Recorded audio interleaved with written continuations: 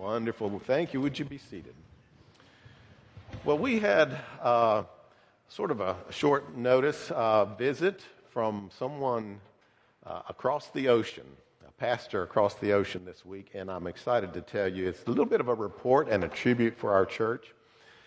Imagine, go ahead, Nathan, if you will. Imagine you're out for a Sunday drive in northern Norway, along the inlet banks of the Norwegian Sea in the month of April. Above the Arctic Circle, you wouldn't be surprised to see snow on the ground. But wait a minute, what's that sign say? You probably don't speak Norwegian. Anybody here speak Norwegian?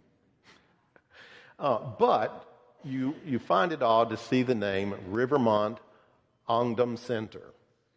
How is this name from your community and church would be found in such a foreign country? And you may, from here, I can just barely see that. But it says Rivermont Ungdom Center. Well, this past Monday, your church staff hosted a quickly arranged and amazing visit with a pastor from northern Norway. He told us the story of this little place.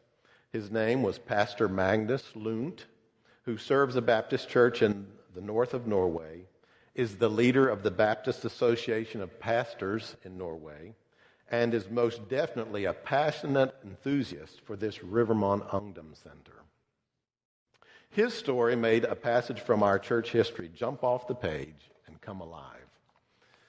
During the troubled years of World War II, Joseph Nordenhoeg became the seventh pastor of our church.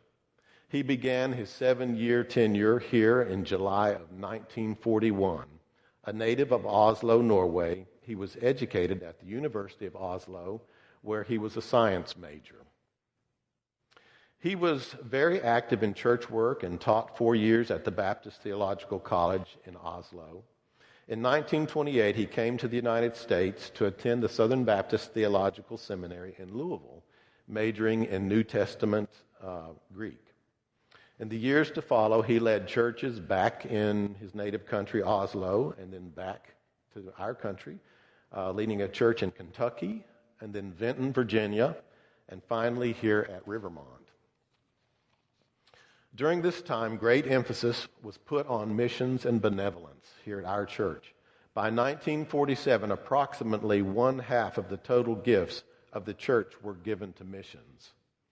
In 1946, Dr. Nordenhoeg returned to Norway to administer $8,000 in relief money given equally by Rivermont Avenue Baptist Church and the Southern Baptist Foreign Mission Board.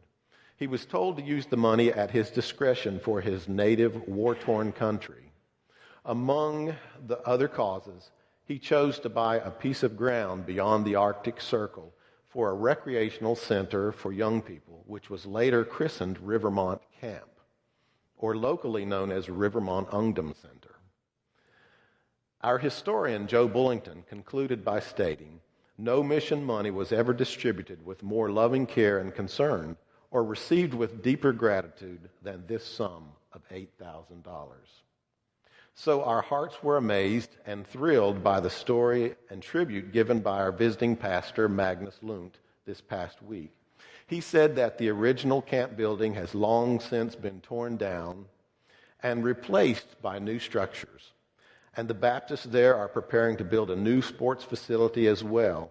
It's a spiritual retreat for the people of Norway, much like our Eagle Eyrie is for the state of Virginia.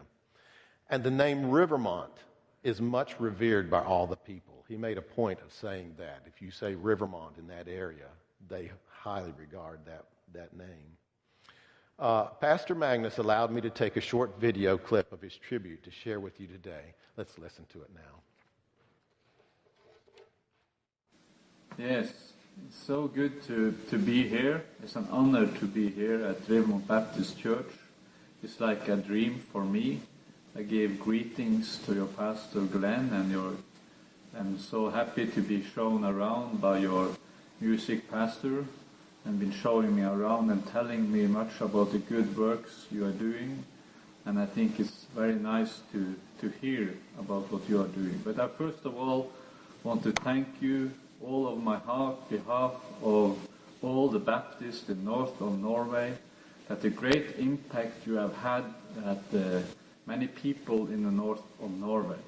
Since Josef Nordhaugen in 1947 brought this money from Rivermont Baptist Church to buy a piece of land, and it was to develop a camp for young youth and children, and it's more now today a conference center. So it has been developed much. Many people, and especially children and youth, have been saved there through your good works. I just want to tell you, encourage you, I feel like standing here is to stand on holy ground.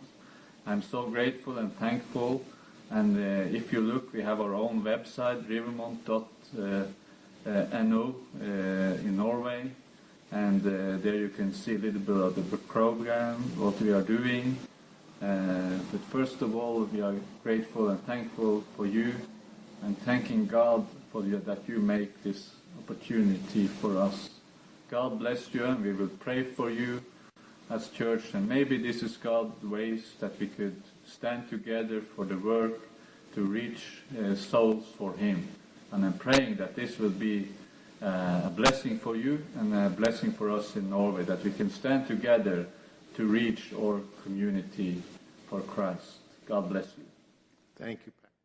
Well, that was really uplifting, and he literally did mean it when he said a blessing of standing on holy ground. He was taking pictures of little things, and as we drive by the building, he's taking pictures.